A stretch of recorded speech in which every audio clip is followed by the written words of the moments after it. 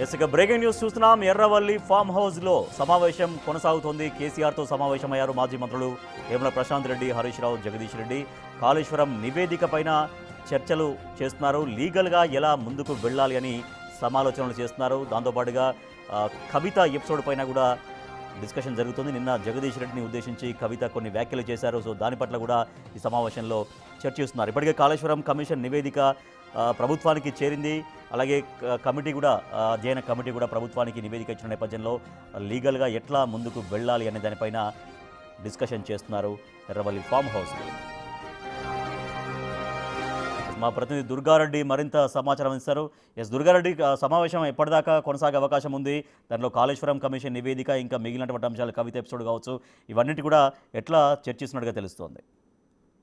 రాజేష్, మాజీ ముఖ్యమంత్రి కె చంద్రశేఖరరావు వ్యవసాయ క్షేత్రంలో మాత్రం వారం రోజుల నుంచి మంత్రులు, ఎమ్మెల్యేల మధ్య ఒక సమావేశం అయితే వాడి వేడిగా కొనసాగుతుందని చెప్పవచ్చు. అదేవిధంగా కవిత ఎప్పుడైతే జాగృతి కవిత ఉన్నదో, కవిత కామెంట్ పై మాజీ మంత్రి జగదీష్ రెడ్డి చేసిన కామెంట్ పై కూడా చర్చ కొనసాగుతుంది. అదేవిధంగా ఈ ఆగస్టు 8 తారీఖు నాడు మన కరీంనగర్ లో జనసభ అంటే బీసీ గర్జనకు సంబంధించిన సభ జరుగుతుంది. దానిపై కూడా చర్చ జరుగుతుంది 2-3 రోజుల నుంచి.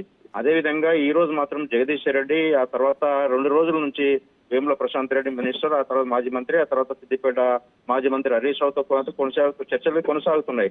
ప్రధానంగా కాళేశ్వరం 40,000 కోట్ల నుంచి 84,000, ఆ తర్వాత 1,00,000 కోట్లకు వ్యయం పెంచారు. ఆ తర్వాత కూడా నివేదికలో జస్టిస్ ఘోష్ ఇచ్చిన నివేదికలో ఎలాంటి అంశాలు ఆ ప్రభుత్వానికి చేరబోతున్నాయి, ఏ విధంగా ముందుకెళ్లాలి, ఒక రాజకీయ పరంగా ఏం తీసుకున్న నిర్ణయాలు ఉంటుంది, ఏ విధంగా ముందుకు వెళ్తే బాగుంటుంది అని చెప్పి కొంత చర్చ జరుగుతున్న వాస్తవానికి మా పరిస్థితి కనిపిస్తుంది. వాస్తవాలు ఆ తర్వాత కూడా వీళ్ళిద్దరు అంటే హరీష్ రావు, కేటీఆర్ ఘోష్ కమిషన్ ముందు హాజరై కూడా వీళ్ళు వాదనలు కూడా వినిపించారు.